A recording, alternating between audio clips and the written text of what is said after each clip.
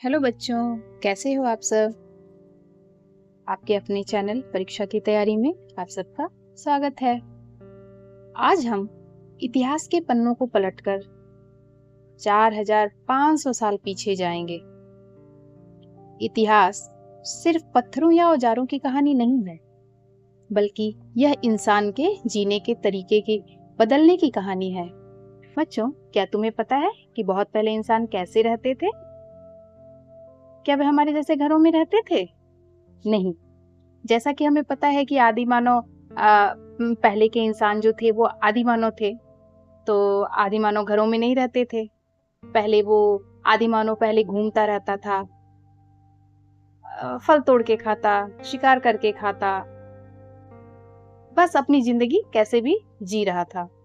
लेकिन जब उसने खेती और पशुपालन सीखा, मतलब कि वो थोड़ा जब सभ्य हुआ, तो उसने एक जगह टिककर रहना शुरू किया। तो ये हम लोगों ने इतिहास के पाठ 1 में पढ़ा था, आदि मानव के बारे में।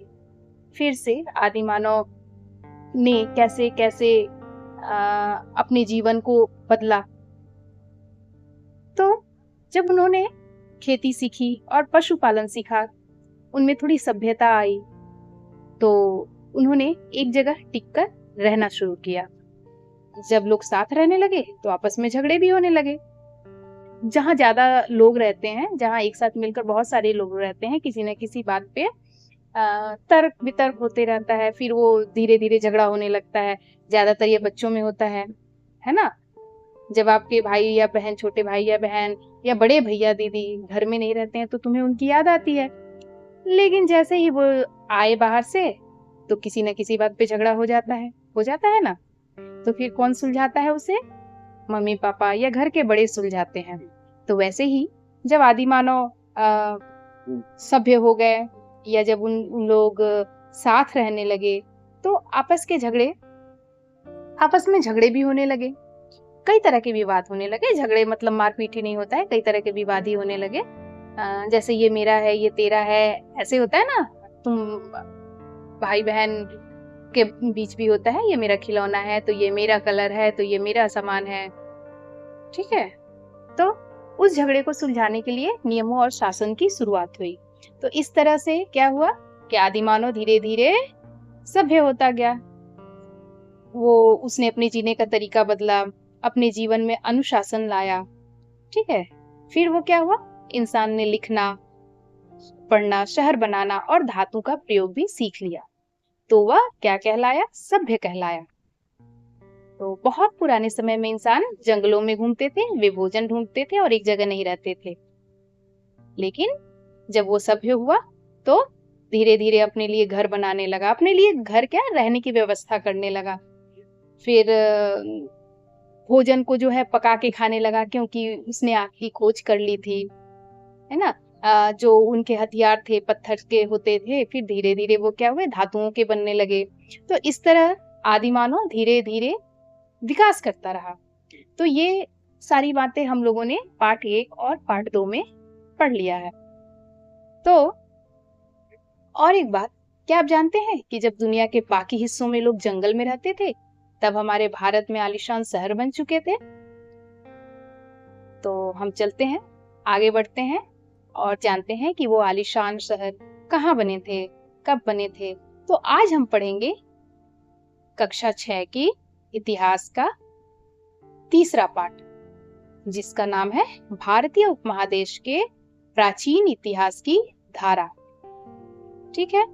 तो बच्चों, सबसे पहले आप ये पेज नंबर 28 खोलिए। आप मेरे साथ साथ पढ़ेंगे। पेज नंबर 28 में यहाँ देखिए कि इतिहास का मतलब सिर्फ राजा रानी नहीं। आप ये खुद से पढ़ लीजिएगा, मैं इसे शॉर्ट में एक इसका समरी बता देती हूँ, क्योंकि इसमें ये बहुत बड़ा लेसन है, बहुत बड़ा पाठ है। तो लाइन बाय लाइन आप पढ़ाना मुश्किल है, लेकिन मैं समरी क्या है वो आपको समझा दे रही हूँ, और आप घर में बैठ के पढ़िएगा, सारे पेजेस को लाइन बाय लाइन पढ़िएगा, क्योंकि इस पाठ के अंत में मैं आपको बहुत सारे क्वेश्चंस देने वाली हूँ। जब तक आप बुक किताब पढ़ेंगे नहीं तब तक उन प्रश्नों के उत्तर नहीं लिख पाएंगे। इसलिए आपको ये किताब पढ़नी होगी। ठीक है, तो सबसे पहले आप पेज 28 पर देखिए। यहाँ देखिए कि इतिहास का मतलब सिर्फ राजा रानी नहीं बल्कि आम लोगों के रहने का तरीका है। पहले इंसान जो मिला खा लिया, इधर उधर घूम के रह गए, स्थायी रूप से नहीं रहते थे। लेकिन फिर क्या हुआ, यहाँ बताया गया है कि इंसान पहले शिकारी था लेकिन धीरे धीरे उसने बीज बोना और खेती करना सीखा। भोजन के लिए भूखा होकर इधर उधर घूमने वाले मनुष्य एक समय स्थायी रूप से रहना सीख लिए, अपने लिए खाद्य का उत्पादन करने लगे, कृषि कार्य आरंभ कर दिया, इसके साथ ही पशुपालन भी करने लगे। ठीक है, अभी आते हैं पेज 29 पर, गौर कीजिए। फिर जैसे ही खेती शुरू हुई, इंसान का भटकना बंद हो गया। अब उसे अपनी फसलों की रक्षा के लिए एक जगह पर घर बनाकर रहना पड़ा।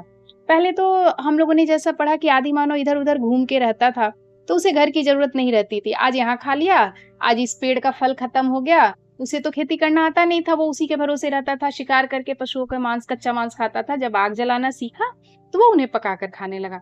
तो आज यहाँ रह लिया, आज इस पेड़ का फल खा लिया, चलो अब इस पेड़ पे तो फल है ही नहीं, अब थोड़ा सा दूसरी तरफ जाके देखते हैं, वहां जो पेड़ मिलेगा वहां के फल खाएंगे। तो इस तरह वो यायावर जीवन, यायावर का मतलब क्या होता है, घुमंतु जीवन व्यतीत करता था।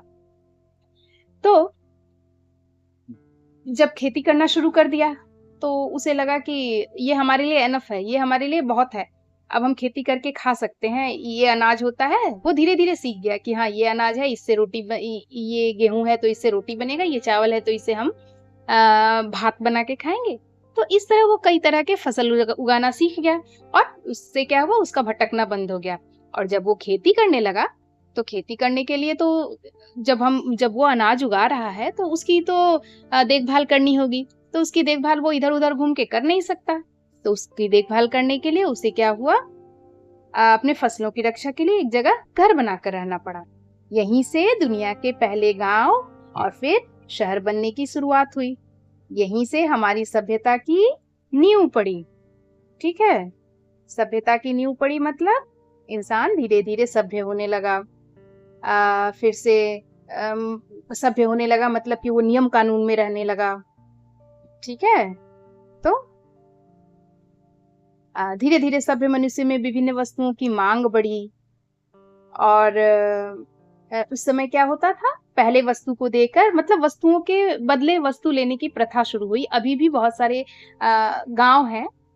हम लोग जब छोटे थे, अपने मम्मी पापा से पूछना आप सब कि जब हम लोग छोटे थे, वो लोग जब छोटे थे तो जो सामान लेते थे तो वो कुछ सामान देकर उसके बदले सामान मिलता था।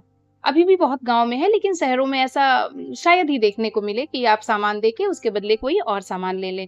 बिना पैसे के अभी कुछ नहीं मिलता, हमें मुद्रा देनी पड़ती है। मुद्रा का अर्थ होता है कुछ जो पैसे होते हैं, रुपए पैसे।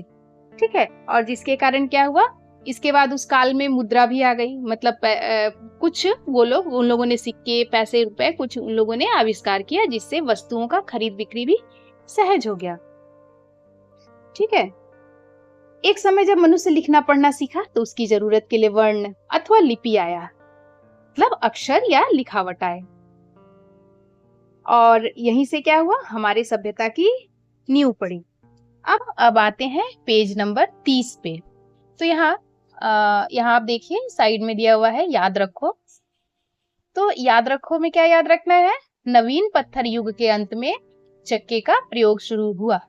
तो पाठ 2 में हमने पत्थर युग के बारे में पढ़ा था ना, याद है? पत्थर युग को 3 भागों में बांटा गया था। आपको याद है नाम? हाँ, तो क्या क्या था, प्राचीन पत्थर युग या पाषाण युग। पाषाण का मतलब पत्थर होता है। तो 3 भाग थे, क्या क्या थे, प्राचीन पत्थर युग, मध्य पत्थर युग और नवीन पत्थर युग। ठीक है, तो नवीन पत्थर युग में जो था, इंसान पत्थर के नुकीले हथियार बनाना सीख गया था। ठीक है, नवीन पत्थर युग के अंत तक चक्के का प्रयोग भी शुरू हो गया। तो पेज नंबर 30 पर हम पढ़ेंगे मेहरगढ़ के बारे में। मेहरगढ़ क्या है? मेहरगढ़ आज के पाकिस्तान में है। यहाँ के लोग पत्थरों के औजारों के साथ तांबे का इस्तेमाल करते थे। मेहरगढ़ पाकिस्तान के बलूचिस्तान में है। यह वह जगह है जहाँ सबसे पहले खेती के प्रमाण मिले हैं। इसकी खोज 1974 में फ्रांसीसी पुरातत्वविद जा फ्रांसोआ जारिज ने की थी। यहाँ लोग पत्थर के साथ साथ तांबे का भी इस्तेमाल करने लगे थे। यहाँ के लोग गेहूं, जौ उगाते थे और मिट्टी के बर्तन व ईंटों के घर बनाना जानते थे। कॉटन की खेती के भी सबसे पुराने सबूत मिले हैं। ठीक है, अब आते हैं पेज 31 पे। पेज 31 पे यहाँ जैसा मैंने बता दिया अभी कि मेहरगढ़ सभ्यता का आविष्कार फ्रांस पुरातत्ववेत्ता जा फ्रांसोया जारिज ने किया था। ठीक है, और इस संबंध में उन्हें रिचार्ड मेडो ने सहायता प्रदान की थी। तो आगे हम पढ़ेंगे कि यहाँ के घर मिट्टी के ईंटों से बने थे और चौकोर थे। सबसे मजेदार बात, यहाँ कपास उगाने के सबूत भी मिले हैं। यानी हजारों साल पहले भी हमारे पूर्वज सूती कपड़े पहनना जानते थे। उपमहादेश में सबसे पुराना खाद्य रखने का घर मेहरगढ़ में पाया गया। अब आते हैं पेज 32। इसमें पढ़ेंगे मेहरगढ़ की समाधि के बारे में। मेहरगढ़ सभ्यता की महत्वपूर्ण विशेषता समाधि स्थल है। ठीक है, समाधि में मृतदेह को सीधा अथवा घुमाकर सुला दिया जाता था। मृतक के साथ विभिन्न प्रकार की वस्तु दी जाती थी, जैसे शंख अथवा पत्थर का गहना। इसके अलावा समाधि में विभिन्न प्रकार के पालतू पशु को भी दिया जाता था। समाधि में बहुमूल्य पत्थर भी मिले हैं। मृतकों को लाल कपड़े में लपेटकर एवं लाल रंग लगाकर समाधि दिया जाता था। ठीक है, पेज नंबर 33 में देखिए। आज से लगभग 100 साल पहले जब रेलवे लाइन बिछाई जा रही थी, तब हड़प्पा के खंडहर मिले। 1921 में दयाराम साहनी और 1922 में रखालदास बंदोपाध्याय ने हड़प्पा और मोहनजोदड़ो की खोज की। 1921 में जब पंजाब में रेलवे लाइन बिछ रही थी, तो मजदूरों को पुरानी ईंटें मिली। उन्हें लगा ये साधारण ईंटें हैं, पर दयाराम साहनी और रखालदास जैसे विशेषज्ञों ने जब खुदाई की तो जमीन के नीचे से पूरे शहर निकल आए। ठीक है, तो यह सभ्यता सिंधु नदी के किनारे थी, इसलिए इसे सिंधु घाटी की सभ्यता कहा गया है। तो हड़प्पा की सभ्यता क्या है? सिंधु घाटी की सभ्यता कहा गया है। इससे हमें पता चला कि सिंधु नदी के किनारे एक बहुत बड़ी नगरीय सभ्यता बसी थी। अभी हम आते हैं पेज नंबर 34 पे। पेज नंबर 34 के नक्शे को ध्यान से देखिए। शहर 2 हिस्सों में बटे थे। ऊंचा किला, जिसे सिटाडेल कहते थे, जहां खास इमारतें थी, और निचला शहर जहां आम लोग रहते थे। यहाँ की सड़कें एक दूसरे को 90 डिग्री पर काटती थीं। बच्चों, सबसे खास बात पेज 35 पर दी गई है। उनकी ढकी हुई नालियां, सफाई का ऐसा इंतजाम आज के शहरों जैसा था। हर घर की नाली मुख्य नाली से जुड़ी थी और वे ढकी हुई थी। तो बच्चों, उस जमाने में भी वे साफ सफाई के प्रति इतने जागरूक थे कि सड़कों पर कचरा फेंकने की जगह डस्टबिन जैसे गड्ढे बनाए हुए थे। ठीक है, अब हम आते हैं पेज 36 पर। तो मोहनजोदड़ो का विशाल स्नानागार था। यह ईंटों से बना एक बहुत बड़ा तालाब था, जिसे वाटरप्रूफ बनाने के लिए प्राकृतिक डामर बिटुमेन लगाया गया था। ठीक है, तो अभी स्नानागार जैसे स्विमिंग पूल होते हैं, उस समय भी वहां स्विमिंग पूल बनाया गया था। ठीक है, तो और मोहनजोदड़ो के नीचे इलाकों में रहने वाले 2000 घरों के लिए 27 कुएं भी बने थे। और उस समय हड़प्पा में इतना कुआं ना होने के बावजूद प्रत्येक घर में शौचालय था। ठीक है, तो शौचालय था, इसका मतलब देखिए कि उस समय लोग भी साफ सफाई का ख्याल रखते थे। अब आते हैं पेज 37 पर। तो यहाँ पर देखते हैं कि बड़े बड़े अन्न भंडार मिले हैं। ठीक है, पेज 37 पर एक चित्र दिया हुआ है, हड़प्पा सभ्यता का एक कुआं। ठीक है, तो ये कुएं की फोटो दी हुई है, कुएं का चित्र दिया हुआ है। वहां पे बड़े बड़े अन्न के भंडार मिले थे, जैसे आज हम राशन स्टोर करके रखते हैं, तो वैसे ही वे भी मुश्किल समय के लिए अनाज बचाकर रखते थे। ठीक है, तो ग्राम में विभिन्न प्रकार की फसलों की खेती होती थी, जैसे गेहूं, जौ, ज्वार, बाजरा, विभिन्न प्रकार के दाल, सरसों एवं धान। लेकिन धान की खेती सब जगह नहीं होती थी, केवल गुजरात के रंगपुर और लोथालेई में ही धान के चिन्ह मिलते हैं। इसके अलावा रुई, तिल इत्यादि फसलों की भी खेती होती थी। राजस्थान के कालीबंगान के एक क्षेत्र में लकड़ी के हल का निशान भी पाया गया है। ठीक है, तो एक यहाँ कुछ बातें वाले सेक्शन में देखिए, हड़प्पा सभ्यता के शासक की मूर्ति दी हुई है ना? तो इसके बारे में भी थोड़ा पढ़ लेते हैं। तो मोहनजोदड़ो में एक पुरुष की मूर्ति पाई गई। उनके बाल घुंघराले थे, चाप दाढ़ी थी, आंखें अधकुली, सिर और दाहिने बाजू पर एक पत्थर की पट्टी बंधी थी। मूर्ति के बाएं कंधे से एक चादर लटक रहा था। यह मूर्ति किसकी है, इसे लेकर आशंका है। कोई नहीं बता पाया कि मूर्ति किसकी है, राजा की या पुरोहित की। राजा या पुरोहित की मूर्ति। हड़प्पा में बड़े घर थे, लेकिन क्या वो राजप्रासाद था? हड़प्पा का शासन कौन चलाते थे, राजा, पुरोहित, राजा अथवा व्यापारी? इन सब प्रश्नों का निश्चित समाधान अभी भी नहीं हो पाया है। तो बच्चों, हमने पढ़ा कि वे गेहूं, जौ और तिल उगाते थे। खेती के लिए वे लकड़ी के हल का इस्तेमाल करते थे। वे गाय, बैल और भेड़ पालते थे। पर याद रखना बच्चों, उन्हें घोड़े और लोहे के बारे में बिल्कुल पता नहीं था। वे बस तांबे और कांसे का इस्तेमाल करते थे। पेज 39 पर उनके सुंदर लाल मिट्टी के बर्तन देखिए, जिस पर काली पेंटिंग है। पेज 38 पर देखिए, यहाँ हड़प्पा सभ्यता में पाए गए गहने, मिट्टी के बर्तन और बटखरा के चित्र बने हुए हैं।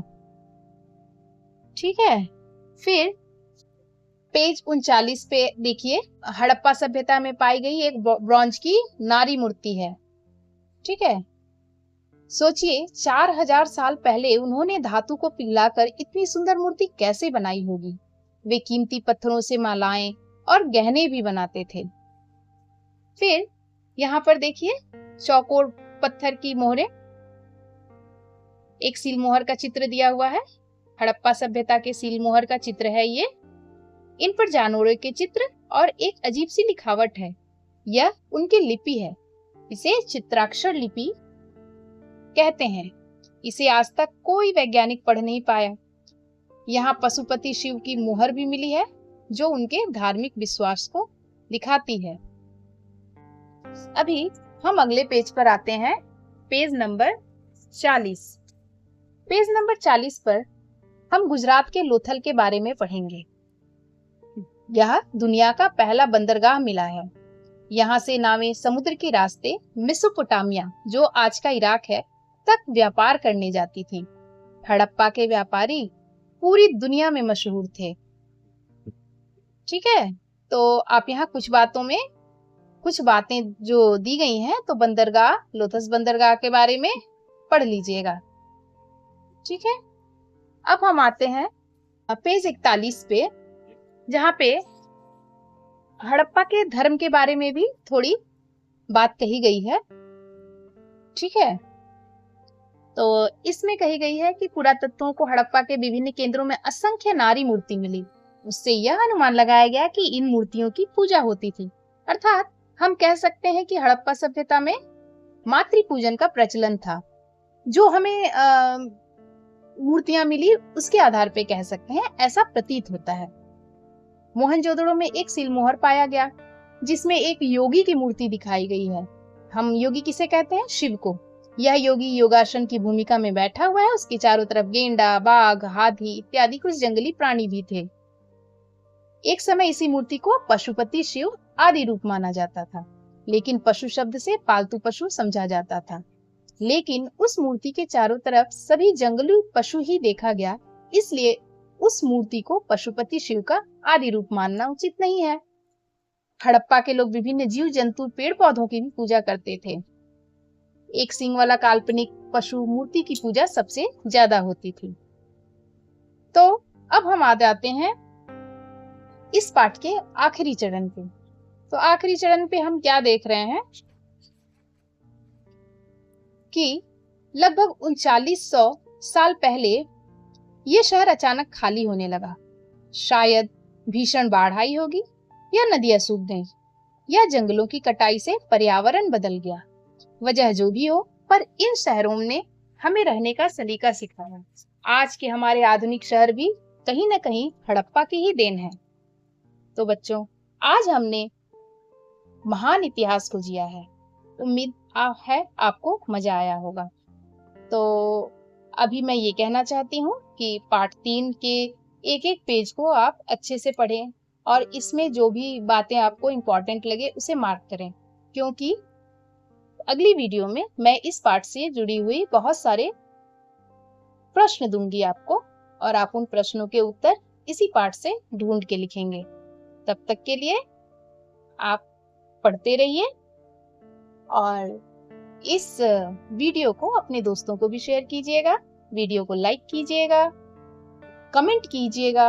आपके जो भी प्रश्न हो, जो भी बातें हो, या आप अगला क्या पढ़ना चाहते हैं, किसी भी सब्जेक्ट से रिलेटेड आपको जो भी पढ़ना हो, आप यहाँ पे कमेंट सेक्शन में मैसेज करके मुझे बता सकते हैं। चैनल को सब्सक्राइब जरूर कीजिएगा, बेल आइकन को प्रेस करना ना भूलना बच्चों, ताकि मैं जो भी वीडियो अपलोड करूं आप तक जल्द से जल्द पहुंच जाए। तो मिलते हैं अगले वीडियो में, तब तक के लिए बाय बाय। बच्चों अपना ख्याल रखना, अच्छे से पढ़ाई करना। धन्यवाद।